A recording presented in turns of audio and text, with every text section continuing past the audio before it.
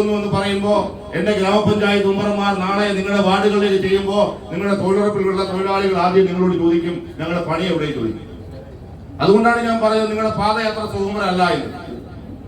ഞാൻ ദീർഘമായി കടന്നു പോകുന്നില്ല, കാരണം ഇതൊരു രാഷ്ട്രീയ വേദി അല്ലാത്തതുകൊണ്ട് അതിലേക്ക് പോകുന്നില്ല.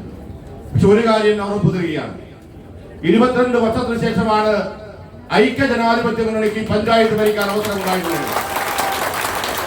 ഈ പഞ്ചായത്തിനകത്ത് അഴിമതിരഹിത ഈ നാട്ടിലെ ജനങ്ങളുടെ ആഗ്രഹങ്ങൾ എന്താണോ അതനുസരിച്ച് പ്രവർത്തിക്കാൻ കഴിയുന്ന ഒരു മികവുറ്റ ഭരണം നടത്തുവാൻ ഐക്യ ജനാധിപത്യ മുന്നണിയും ജയിച്ചു വന്ന മെമ്പർമാരും ഈ പഞ്ചായത്തിലെ 34,000-ഓളം വരുന്ന വോട്ടർമാരോടും 49,000-ഓളം വരുന്ന ജനങ്ങളോടും ബാധ്യതയുണ്ട് എന്ന ഉറച്ച വിശ്വാസം അത് നിങ്ങളെ ഏൽപ്പിച്ചിട്ടുണ്ട്. ആ ഉത്തരവാദിത്വം ഐക്യ ജനാധിപത്യ പഞ്ചായത്ത് മെമ്പർമാർ നിറവേറ്റും. അത് നിങ്ങൾ കഴിയട്ടെ.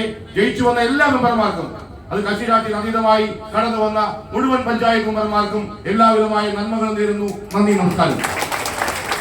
ഇന്ന് നമ്മൾ ഇവിടെ കൂടിയിരിക്കുന്നത് ഇടമുളയ്ക്കൽ ഗ്രാമപഞ്ചായത്തിലെ 23 വാർഡില് വൻപിച്ച വിജയത്തോടു കൂടി സന്നിഹിതരായിരിക്കുന്ന ജനപ്രതിനിധികൾ സത്യപ്രതിജ്ഞാ ചടങ്ങിലേക്ക് എത്തിയിരിക്കുകയാണ്.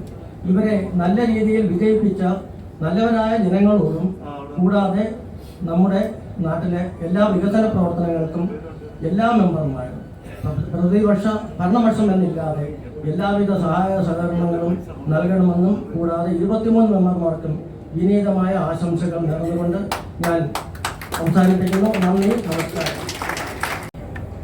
തെരഞ്ഞെടുക്കപ്പെട്ട പ്രിയപ്പെട്ടവരായ ജനപ്രതിനിധികളെ, പ്രിയ സഹോദരങ്ങളെ, സുഹൃത്തുക്കളെ, എൻ്റെ വിദ്യാർത്ഥി കൂടിയായിരുന്ന അഡ്വക്കേറ്റ് സൈമൺ അലക്സ് പറഞ്ഞതുപോലെ നാടിൻ്റെ സമഗ്ര വികസനമാണ് പഞ്ചായത്തി രാജിൻ്റെ ലക്ഷ്യം. വികേന്ദ്രീകൃത ജനാധിപത്യത്തിലൂടെ സമ്പൂർണമായ വികസിതമായ ഒരു ഭാരതത്തെ കെട്ടിപ്പടുക്കുക. അതുപോലെ അതിനുവേണ്ടിയാണ് 1992 73 74 ഭരണഘടനാ ഭേദഗതികളിലൂടെ ത്രിതല പഞ്ചായത്ത് സംവിധാനം ഈ രാജ്യത്താകമാനം നടപ്പിലാക്കി. ജനാധിപത്യത്തിൻ്റെ സൗന്ദര്യം എന്ന് പറയുന്നത് പ്രതിപക്ഷത്തിൻ്റെ സാന്നിധ്യം കൂടിയാണ്. അതുകൊണ്ട് തന്നെയാണ് ഇന്ത്യയിലെ ആദ്യത്തെ ജനാധിപത്യ ഗവൺമെൻറ് സ്വാതന്ത്ര്യത്തിന് ശേഷം രൂപീകരിച്ചപ്പോൾ പ്രതിപക്ഷത്തിരിക്കാൻ 20 പേര് മാത്രം ഉണ്ടായിരുന്ന ഒരു കക്ഷിയുടെ നേതാവിനെ 10% പേര് എങ്കിലും ഉണ്ടെങ്കിൽ പ്രതിപക്ഷ നേതാവ് മതി എന്നുള്ള ഭരണഘടനാ സാധ്യതകളും ഭരണഘടനാ നിയമങ്ങളും നിലനിൽക്കുമ്പോഴും ശ്രീ AK ഗോപാലിനെ പ്രതിപക്ഷ നേതാവായി ജവഹർലാൽ നെഹ്റു നിയമിച്ചത് പ്രതിപക്ഷത്തിൻ്റെ സ്വരമാണ് ജനാധിപത്യത്തിൻ്റെ ശബ്ദമെന്ന് തിരിച്ചറിഞ്ഞതുകൊണ്ടാണ്. ശക്തമായ പ്രതിപക്ഷവും സുതാര്യമായി ദീർഘദൃഷ്ടിയോടെ ഈ നാടിൻ്റെ വികസനത്തെ ലക്ഷ്യം വെച്ച് പ്രവർത്തിക്കുന്ന ഒരു ഭരണപക്ഷവും ഉണ്ടാകട്ടെ എന്ന് ആശംസിക്കുന്നു. എല്ലാ നന്മകളും നേരുന്നു. നമസ്കാരം. പഞ്ചായത്ത് സെക്രട്ടറി ഇവിടെ വളരെ രീതിയിൽ നല്ലൊരു വിജയം കൈവരിച്ച സ്ഥാനാർത്ഥികളാണ് ഇവിടെ ഇരിക്കുന്നത്. ആരും മോശക്കാരല്ല എന്ന് തെളിയിച്ചുകൊണ്ടാണ് ഇവിടെ ഇരിക്കുന്ന 23 പേരും ഇവിടെ ഇരിക്കുന്നത്. കഴിഞ്ഞ 5 കൊല്ലക്കാലമായി ഇടതുപക്ഷം ഭരിക്കുന്ന പഞ്ചായത്തിൽ നിന്നും ആനുകൂല്യം കക്ഷി രാഷ്ട്രീയം നോക്കാതെ ചെയ്തൊരു പഞ്ചായത്താണ് ഇടമുളയ്ക്കൽ ഗ്രാമപഞ്ചായത്ത് എന്നതിന് വ്യക്തമായ ഒരു തെളിവാണ് ചെമ്പരാമിൽ. ഏകദേശം UDF ഭരിക്കുന്ന വാർഡിൽ ഏകദേശം 5 കോടിയിൽ കൂടുതൽ തുക ഇവിടുത്തെ പഞ്ചായത്ത് കക്ഷി രാഷ്ട്രീയം നോക്കാതെ അവരത് വിനിയോഗിച്ചു എന്നുള്ളത് ഒരു കാരണവശാലും ആരും മറക്കേണ്ട കാര്യമില്ല. കക്ഷി രാഷ്ട്രീയം നോക്കാതെ ഈ വരുന്ന തുടർന്നുള്ള നാളുകളിൽ എല്ലാവർക്കും ഒരുവിധം വിജയാശംസകൾ അർപ്പിച്ചുകൊണ്ട് കേരള കോൺഗ്രസും പുനലൂർ നിയോജക വൈസ് പ്രസിഡന്റ് എന്ന പേരുള്ള നന്ദി അറിയിക്കുന്നു. ഗ്രാമപഞ്ചായത്തിന്റെ പ്രിയപ്പെട്ട സെക്രട്ടറി, ഗ്രാമപഞ്ചായത്ത് ഇവിടെ തിരഞ്ഞെടുത്ത നമ്മുടെ പഞ്ചായത്തിലെ 23 വാർഡിലെയും വിജയിച്ച് ഇന്ന് സത്യപ്രതിജ്ഞ ചെയ്ത പ്രിയപ്പെട്ട പഞ്ചായത്ത് അംഗങ്ങളായ പ്രിയപ്പെട്ടവരെ സുഹൃത്തുക്കളെ, 95-ൽ പഞ്ചായത്ത് മെമ്പറും 2000 പഞ്ചായത്ത് പ്രസിഡന്റും 2010 പഞ്ചായത്ത് മെമ്പറുമായി 3 ടേമിൽ പഞ്ചായത്ത് ഞാനും വർഗീയ സാറും ഭൂമിയണ്ണനും സുരേഷും ഒക്കെ ഉൾപ്പെടെ ഉള്ള സമിതിയാണ്. ഞാൻ 2000-ൽ പഞ്ചായത്ത് പ്രസിഡന്റായിട്ട് വരുമ്പോൾ നമ്മുടെ SSനായ നമ്മുടെ MA അക്ഷറവ്, ശ്രീ ബാബു പണിക്കർ, ശ്രീ രവീന്ദ്രനാഥ്, CPMന്റെ മുതിർന്ന നേതാക്കന്മാരുള്ള ഒരു സമിതിയായിരുന്നു ഞങ്ങളുടെ. ഞാൻ ഇരിക്കുമ്പോഴാണ് MA അക്ഷറിനെ അധികാരമായി വിളിച്ചത്. ഞങ്ങളെല്ലാം ഒരു വീട്ടിലെ കുടുംബാംഗങ്ങളെ പോലെയായിരുന്നു ശ്രീ സംശ്രീ. ഞാൻ 95-ലെ സംശ്രീ സ്റ്റാൻഡിംഗ് കമ്മിറ്റിയുടെ ചെയർമാൻ. അദ്ദേഹം സരോജ വിദ്യാലയം സാറായിരുന്നു നമ്മുടെ പഞ്ചായത്ത് പ്രസിഡന്റ് 95-ൽ.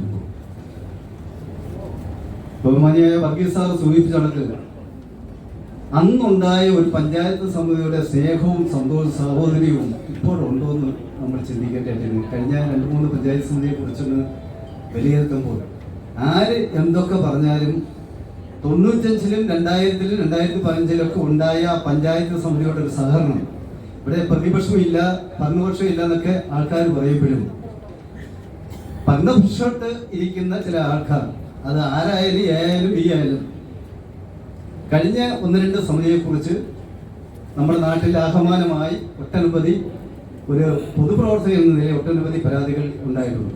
ഞാനത് തുറന്നു പറയാൻ ആഗ്രഹിക്കുന്നത് ഏത് തന്നെയായാലും ആര് ഭരിച്ചെന്നുള്ളതല്ല, അത് വരാതിരിക്കുവാൻ ഈ ഭരണസമിതി 23 പഞ്ചായത്ത് മെമ്പർമാർ ശ്രദ്ധിക്കണം. പഞ്ചായത്തിന്റെ പൊതുവായ പ്രവർത്തനങ്ങൾ, വികസന പ്രവർത്തനങ്ങൾ ഒരു നാഴികക്കല്ലായി പുതിയ ഭരണസമിതി കാണണം. അത് ABC നിലയിൽ ഭരണപക്ഷമോ പ്രതിപക്ഷമോ ചേർന്നല്ല, എല്ലാവരെയും കൂട്ടിച്ചേർത്ത് പിടിച്ചുകൊണ്ട് നമ്മുടെ വികസനം, പഞ്ചായത്തിന്റെ വികസനം സാധാരണക്കാർക്ക് ലഭിക്കേണ്ട വികസനമാണ്, സാധാരണ ജനങ്ങളെ സംരക്ഷിക്കേണ്ട വികസനമാണ്. ഒരു മിനി ഗവൺമെന്റ് എന്നാണ് പഞ്ചായത്തിനെ പറയുന്നത്. നമുക്ക് എല്ലാവർക്കും അറിയാം. നമ്മുടെ നാട്ടിലെ മുഴുവൻ വികസന പ്രവർത്തനങ്ങൾക്കും നിങ്ങളുടെ എല്ലാവരുടെയും സഹകരണം, എയുടെയോ ബിയുടെയോ സിയുടെയോ അല്ല, പഞ്ചായത്തിലെ മുഴുവൻ രാഷ്ട്രീയ പാർട്ടികളുടെയും ഈ തിരഞ്ഞെടുത്ത മെമ്പർമാരുടെയും എല്ലാവരുടെയും സഹകരണം ഉണ്ടെങ്കിൽ മാത്രമേ നമുക്ക് മുന്നോട്ട് 100% പൂർണ്ണമായിട്ട് മുന്നോട്ട് കൊണ്ടുപോകാൻ കഴിയൂ. അതിനുവേണ്ടിയുള്ള പ്രവർത്തനങ്ങൾക്ക് ജയദീശനോട് പ്രാർത്ഥിച്ചുകൊണ്ട് നിങ്ങളുടെ എല്ലാവരുടെയും സഹായ സഹകരണം ഉണ്ടാകട്ടെ എന്ന് പറഞ്ഞുകൊണ്ട് ഞാൻ നിർത്തുന്നു. തെരഞ്ഞെടുത്ത 23 അംഗങ്ങൾക്കും ഭാരതീയ ജനതാ പാർട്ടി ഇടമലക്ക് പഞ്ചായത്ത് കമ്മിറ്റിയുടെ അഭിവാദ്യങ്ങൾ അർപ്പിക്കുകയാണ്. ബഹുമാനപ്പെട്ട ഭരണാധികാരി, അതുപോലെ തന്നെ ബഹുമാന്യരായ 23 പഞ്ചായത്ത് മെമ്പർമാർ, ബഹുമാന്യരായ രാഷ്ട്രീയ പാർട്ടിയുടെ പ്രതിനിധികളെ, ഇടമുൾക്കൽ ഗ്രാമപഞ്ചായത്തിൽ 2025 നടന്ന ഈ തെരഞ്ഞെടുപ്പിൽ വൻ ഭൂരിപക്ഷത്തിൽ പാസ്സായ 23 അംഗങ്ങൾക്കും ആദ്യമായി ഞാൻ ആശംസകൾ അർപ്പിക്കുകയാണ്. ഇടമുളക്കൽ പഞ്ചായത്ത് ഭരണമെന്ന് പറഞ്ഞാൽ ജനങ്ങളുമായിട്ട് അടുത്തിടപഴകി അവരുടെ ആവശ്യങ്ങൾ കണ്ട് മനസ്സിലാക്കി അവർക്ക് വേണ്ടി പ്രവർത്തിക്കുന്ന ഒരു ഭരണസമിതിയാണ്. അതിനുവേണ്ടി ഈ 23 അംഗങ്ങൾക്കും സാധിക്കട്ടെ എന്ന് മാത്രമേ ആശംസിച്ചുകൊള്ളുന്നു. നന്ദി, നമസ്കാരം. പങ്കെടുത്ത എല്ലാവർക്കും ആദ്യമേ തന്നെ നന്ദി അറിയിക്കുന്നു.